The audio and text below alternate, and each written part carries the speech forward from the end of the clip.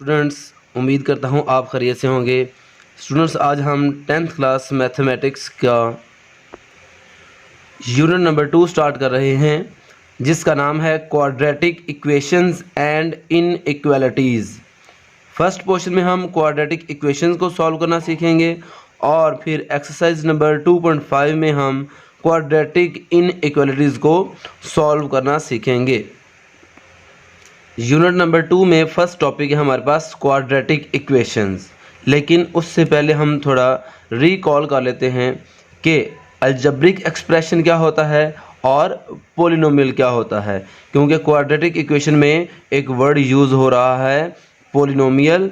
तो हम सबसे पहले अलजेब्रिक एक्सप्रेशन और पॉलिनोमियल का थोड़ा सा कॉन्सेप्ट दोहरा लेते हैं।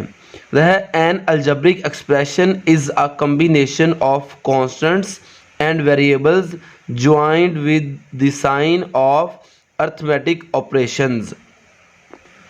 जब हम कांस्टेंट नंबर्स और वेरिएबल्स को अर्थमेटिक ऑपरेशंस के ज़रिए मिला दें। अर्थमेटिक ऑपरेशंस हमारे पास क्या होते हैं? प्लस, माइनस, मल्टीप्लाई या डिवाइड। ये हमारे पास अलजेब्रिक ऑपरेशंस होते हैं जब हम कांस्टेंट नंबर्स को और वेरिएबल्स को प्लस, माइनस, मल्टीप्लाई या डिवाइड के ज़रिए आपस में कंबाइन कर दें, ज्वाइन कर दें, तो ये हमारे पास बन जाता है एक अलजेब्रिक एक्सप्रेशन। इसे उर्दू में कहेंगे अलजबरी जुमला। ये एक मैथमेटिकल स्टेटमेंट है 5x + 2। इसी तरीके से हमारे पास यहाँ पर डिफरेंट अलजेब्रिक एक्सप्रेशंस लिखे हुए हैं। 5, 3x, 2x - 7y। यहाँ पर 3 और x को मल्टीप्लाई किया हुआ है। 3 कांस्टेंट नंबर है और x वेरिएबल है। यहाँ पर 2x - 7y, 2 और x को मल्टीप्लाई किया है, 7 और y को मल्टीप्लाई किया है, फिर इसको माइनस के ज़रिए जोड़ दिया गया है। तो ये भी एक अलजेब्रिक एक्सप्रेशन है। ऐसे हमारे पास ये एक अलजेब्रिक एक्सप्रेशन है 3y² - 5y - 2। अब कुछ अलजेब्रिक एक्सप्रेशंस ऐसे होते हैं जिनको हम पॉलिनोमियल कह सकते हैं और कुछ अलजेब्रिक एक्सप्रेशंस ऐसे होते हैं जिनको हम पॉलिनोमियल नहीं कह सकते। तो ऐसे अलजेब्रिक एक्सप्रेशंस जिनमें किसी वेरिएबल की पावर पॉजिटिव इंटीजर होता है वो हमारे पास पॉलिनोमियल होती है। जब किसी भी वेरिएबल की पावर माइनस वाली आ जाए या किसी भी वेरिएबल की पावर फ्रैक्शन में आ जाए तो ऐसा अलजेब्रिक एक्सप्रेशन पॉलिनोमियल नहीं होगा। जैसे मैंने ये एक अलजेब्रिक एक्सप्रेशन लिखा, लेकिन ये पॉलिनोमियल नहीं है। ये अलजेब्रिक एक्सप्रेशन पॉलिनोमियल नहीं है। ये अलजेब्रिक एक्सप्रेशन पॉलिनोमियल है। अलजेब्रिक एक्सप्रेशन पॉलिनोमियल कब होता है? जब उसकी पावर पॉजिटिव इंटीजर हो। जब पावर माइनस वाली हो जाए या जब पावर फ्रैक्शन वाली आ जाए वो अलजेब्रिक एक्सप्रेशन पॉलिनोमियल नहीं होता। तो हमारे पास यहाँ पर लिखा हुआ है a polynomial in one variable x is an expression of the form. ये पॉलिनोमियल की स्टैंडर्ड फॉर्म है where a0, a1, a up to an are real numbers and n is a non negative integer. यानी इस polynomial में an x की power n, an-1 x की power n-1, जो x की पावर में n-1 लिखा हुआ है वो n हमेशा नॉन नेगेटिव इंटीजर होना चाहिए। नॉन नेगेटिव मतलब x की पावर हमेशा पॉजिटिव होनी चाहिए और इंटीजर होनी चाहिए। यानी इंटीजर का मतलब है x की पावर कभी फ्रैक्शन वाली या पॉइंट वाली नहीं होनी चाहिए। और याद रखें किसी भी पॉलिनोमियल में x की जो मैक्सिमम पावर होती है वो उस पॉलिनोमियल की डिग्री होती है। इस पॉलिनोमियल में x की मैक्सिमम पावर है n, तो इस पॉलिनोमियल की डिग्री होगी n। यहाँ पर ये हमारे पास पॉलिनोमियल है, इस पॉलिनोमियल की मैक्सिमम पावर 2 है तो इसकी डिग्री 2 होगी। तो याद रखें किसी भी वेरिएबल की जो मैक्सिमम पावर होती है उसके साथ जो नंबर होता है वो नंबर कभी ज़ीरो के इक्वल नहीं होना चाहिए। इसलिए यहाँ पे लिखा है x की पावर n के साथ जो नंबर लिखा है an is not equal to zero, then degree of polynomial is n। अब हम आते हैं क्वाड्रेटिक इक्वेशन की तरफ। क्वाड्रेटिक इक्वेशन की डेफिनेशन है a quadratic equation is a second degree polynomial equation in one variable. ऐसी इक्वेशन जिसकी डिग्री 2 होती है, जिसको हम सेकंड डिग्री पोलिनोमियल कहते हैं, वन वेरिएबल। तो कोई भी ऐसी इक्वेशन जिसमें वेरिएबल की मैक्सिमम पावर 2 होती है वो क्वाड्रेटिक इक्वेशन होती है। और क्वाड्रेटिक इक्वेशन की स्टैंडर्ड फॉर्म क्या होती है? हमारे पास क्वाड्रेटिक इक्वेशन की स्टैंडर्ड फॉर्म होती है ax² plus bx plus c is equal to 0। Students, exercise number 2.1 समझने के लिए ये बात समझना बहुत ज़रूरी है। और इसमें हमने पढ़ा कि x की मैक्सिमम पावर के साथ जो नंबर होता है वो नंबर कभी भी ज़ीरो के इक्वल नहीं होना चाहिए। तो ये है क्वाड्रेटिक इक्वेशन की स्टैंडर्ड फॉर्म। स्टैंडर्ड फॉर्म में इक्वल के एक साइड पर ज़ीरो होना चाहिए और इक्वल के दूसरी साइड पर सबसे पहली वैल्यू x² वाली होनी चाहिए, उसके बाद दूसरी वैल्यू x वाली और तीसरी वैल्यू x के बगैर। यहाँ पर कुछ ज़रूरी बातें लिखी हुई हैं, इनको भी समझिएगा। If a b c belongs to real numbers, जो हमारे पास यहाँ पर क्वाड्रेटिक इक्वेशन के साथ a b और c ये कोई नंबर्स होंगे, उनका ताल्लुक रियल नंबर से होगा और a 0 के इक्वल नहीं हो सकता and b is not equal to 0, then equation is called standard form. Standard form के लिए a और b दोनों की वैल्यू 0 नहीं होनी चाहिए। अगर हमारे पास a की वैल्यू 0 हो जाती है, हम यहाँ पर a की जगह पर 0 पुट कर दें, ये बन जाएगा 0x² plus bx plus c is equal to 0। 0 इस x² से मल्टीप्लाई होकर ख़त्म हो जाएगा, बाकी रह जाएगा bx plus c is equal to 0। तो ये वाली इक्वेशन तो लीनियर बन जाएगी। ऐसी इक्वेशन जिसमें वेरिएबल की मैक्सिमम पावर 1 होती है वो लीनियर इक्वेशन होती है।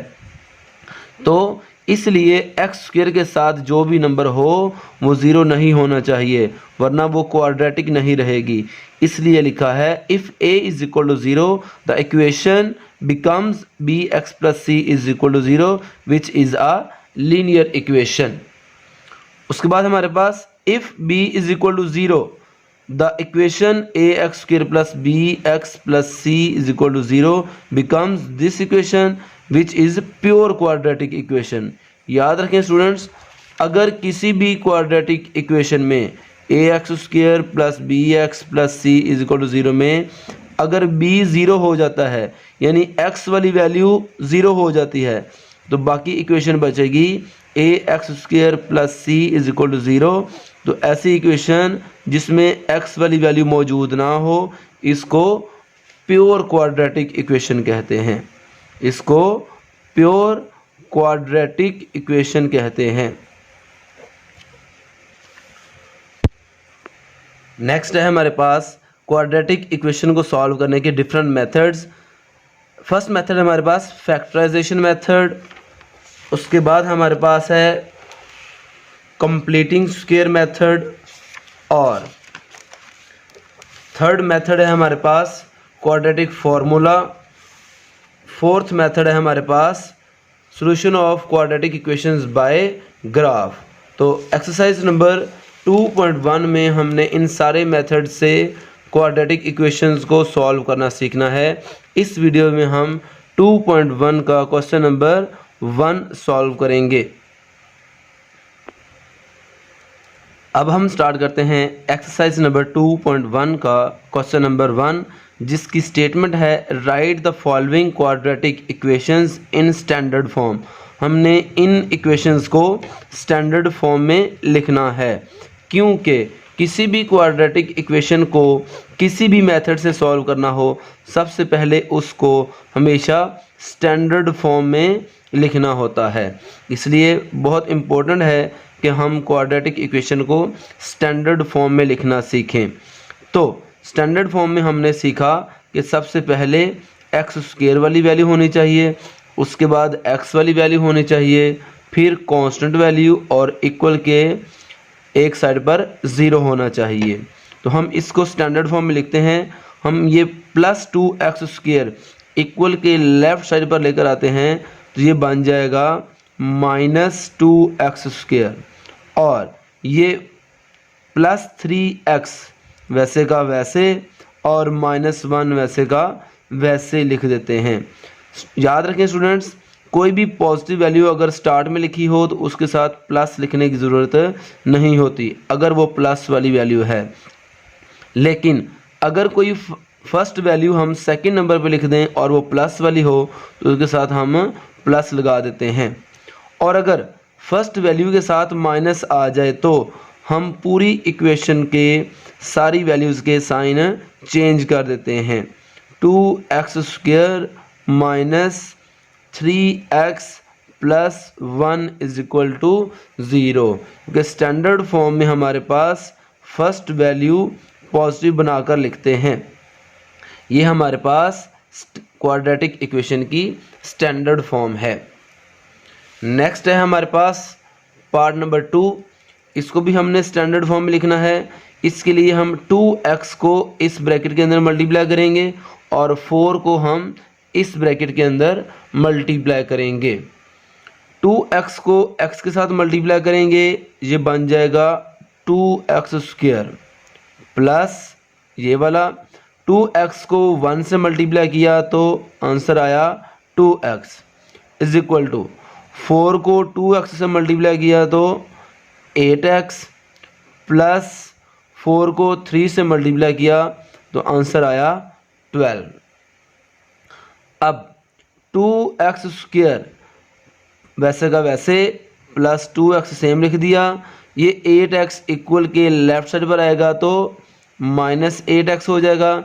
ये प्लस 12 इक्वल के लेफ़्ट साइड पर आएगा तो -12 हो जाएगा। ये दोनों वैल्यूज़ लेफ़्ट साइड पर आई, इनके साइन चेंज हो गए। अब 2x² एज इट इज़ लिखा। ये दो x वाली वैल्यूज़ हैं हमारे पास, एक है प्लस 2x और एक है -8x। दोनों वैल्यूज़ के साइन चेंज हैं तो हम इनको सब्ट्रैक्ट करेंगे। 2x माइनस 8x का आंसर आएगा -6। जब दो वैल्यूज़ के साइन चेंज हों तो इनको सब्ट्रैक्ट करते हैं। सब्ट्रैक्ट करने के बाद आंसर के साथ बड़ी वैल्यू का साइन, यहाँ पर 8x बड़ी वैल्यू है, इसके साथ माइनस है, यहाँ पर माइनस लिख दिया, और -12 वैसे का वैसे ही लिख दिया। अब इस पूरी इक्वेशन में से 2 कॉमन आ रहा है, हम यहाँ से 2 कॉमन ले लेते हैं, बाकी बचेगा x² माइनस 2 कॉमन लिया तो 2 का टेबल 3 तक पढ़ेंगे तो 6 आएगा, यहाँ पे 3 बच गया, माइनस 2 का टेबल 6 तक पढ़ेंगे तो 12 आएगा, यहाँ पर बाकी 6 बच गया। अब ये 2 इस ब्रैकेट के साथ मल्टीप्लाई हो रहा है, ये इक्वल के दूसरी साइड पे जाके डिवाइड हो जाएगा, ये बन जाएगा 0/2। तो जब हम x² minus 3x minus 6 is equal to 0 को 2 पे डिवाइड करेंगे तो आंसर आ जाएगा 0। ये हमारे पास क्वाड्रेटिक इक्वेशन की फाइनल स्टैंडर्ड फॉर्म आ गई है। नेक्स्ट है हमारे पास क्वेश्चन नंबर 1 का पार्ट नंबर 3। इसको हमने स्टैंडर्ड फॉर्म में लिखना है। तो सबसे पहले 2x² माइनस 4x वैसे ही लिख दें, इक्वल के राइट साइड पर जो वैल्यूज़ हैं उसे इक्वल के लेफ़्ट साइड पर ले आएँ। ये 4x राइट साइड पर पॉजिटिव है, इसे लेफ़्ट साइड पर लेकर आएंगे तो -4x हो जाएगा। ये +7 लेफ़्ट साइड पर लेकर आएंगे तो ये -7 हो जाएगा। अब 2x² सेम लिख दिया, 4x ये दो वैल्यूज़ x वाली हैं, दोनों के साइन सेम हैं, तो जिन वैल्यूज़ के साइन सेम होते हैं उनको ऐड कर लेते हैं। -4x और -4x ये हो जाएंगे -8x, -7 इज इक्वल टू 0। अब इसमें से कुछ कॉमन नहीं आ रहा, तो यही इसकी स्टैंडर्ड फॉर्म है। नेक्स्ट है हमारे पास पार्ट नंबर 4। हम 4 को इस ब्रैकेट के अंदर मल्टीप्लाई करेंगे, 4 को 3 से मल्टीप्लाई करेंगे, ये बन जाएगा 12x, माइनस 4 को 2 से मल्टीप्लाई करेंगे, ये आएगा 8 is equal to 9x square, वैसे ही लिख दिया। अब ये 9x स्क्वायर इक्वल के लेफ़्ट साइड पर ले आएँ, ये हो जाएगा -9x स्क्वायर, और ये 12x पॉजिटिव है। जब इसको सेकंड नंबर पे लिखेंगे तो इसके साथ प्लस लगाएंगे, प्लस 12x माइनस 8 वैसे का वैसे, इक्वल के इस साइड पर 9x स्क्वायर था, उसे हम लेफ़्ट साइड पर ले गए तो इधर 0 रह गया। अब अगर फर्स्ट वैल्यू के साथ माइनस साइन आ जाए तो आप पूरी इक्वेशन की सारी वैल्यूज़ के साइन चेंज कर दें, तो ये इक्वेशन की स्टैंडर्ड फॉर्म आ जाएगी। -9x स्क्वायर प्लस हो गया, प्लस 12x माइनस 12x हो गया, माइनस प्लस 8 हो गया, और 0 का कोई साइन नहीं होता, इसलिए ये 0 ही रहेगा। यही इसका फाइनल आंसर है। नेक्स्ट है हमारे पास पार्ट नंबर 5। इसको हमने स्टैंडर्ड फॉर्म में लिखना है। तो देखिए स्टूडेंट्स, यहाँ पर हमारे पास डिनोमिनेटर में x आ गया है, तो जब भी हमारे पास डिनोमिनेटर में कोई वैल्यू आ जाए तो पहले हमने उसको ख़त्म करना है। उसको ख़त्म करने का क्या रूल है, हम इक्वेशन सारी वैसे की वैसे ही लिख देते हैं। 5 माइनस 1/x, और पूरी इक्वेशन का एलसीएम लेके उसको सब के साथ मल्टीप्लाई कर देंगे। इसका एलसीएम आएगा x। मैंने x को सारी वैल्यूज़ के साथ मल्टीप्लाई कर देना है, तो ये x इस x के साथ कैंसिल हो जाएगा, ये x इस x के साथ कैंसिल हो जाएगा। बाकी हमारे पास बच गया 2x को x से मल्टीप्लाई करेंगे, x स्क्वायर, ये plus 1 is equal to 5x minus 1। पूरी इक्वेशन को एलसीएम से मल्टीप्लाई करने के बाद डिनोमिनेटर कैंसिल हो गया, ये हमारे पास बाकी वैल्यू बच गई। इसको हम स्टैंडर्ड फॉर्म में लिख लेते हैं। 2x स्क्वायर, ये प्लस 5x इक्वल के इस साइड पर आके माइनस 5x हो जाएगा, ये प्लस 1 वैसे का वैसे, ये -1 इक्वल के लेफ़्ट साइड पर आके प्लस 1 हो जाएगा और इक्वल टू 0। ये दोनों वैल्यूज़ हमारे पास लेफ़्ट साइड पर आ गई, तो इस साइड पर 0 बच गया। 2x square minus 5x plus 1, ये हमारे पास बन गया +2 इज इक्वल टू 0। ये हमारे पास क्वाड्रेटिक इक्वेशन की स्टैंडर्ड फॉर्म है। नेक्स्ट है हमारे पास पार्ट नंबर 6। इसमें भी इक्वल के दोनों साइड्स पर फ्रैक्शन है।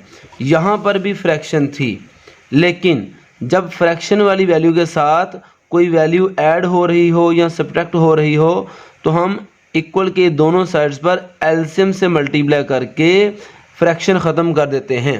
लेकिन जब किसी भी फ्रैक्शन के साथ कोई वैल्यू ऐड या सब्ट्रैक्ट ना हो रही हो तो हम इसकी फ्रैक्शन ख़त्म करने के लिए क्रॉस मल्टीप्लिकेशन कर देंगे।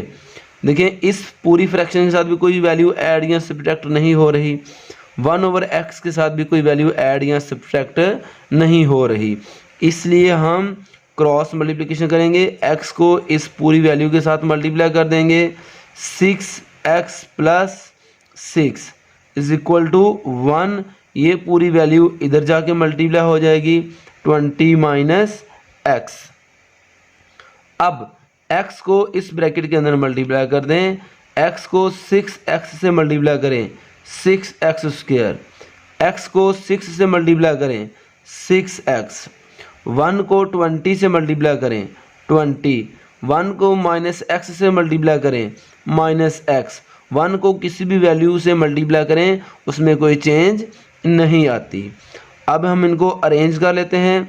6x स्क्वायर + 6x सेम लिख दिया, ये -x इक्वल के लेफ़्ट साइड पर आके +x हो जाएगा, ये +20 इक्वल के लेफ्ट साइड पे जाके -20 हो जाएगा और इक्वल के इस साइड पर 0 बचेगा। यहाँ पर 6x² plus 6x plus x दोनों वैल्यूज़ के साइन सेम हैं, इनको ऐड करेंगे तो बनेगा 7x -20 वैसे का वैसे इक्वल टू 0 सेम लिख दिया। तो ये हमारे पास क्वाड्रेटिक इक्वेशन स्टैंडर्ड फॉर्म में लिखी आई है।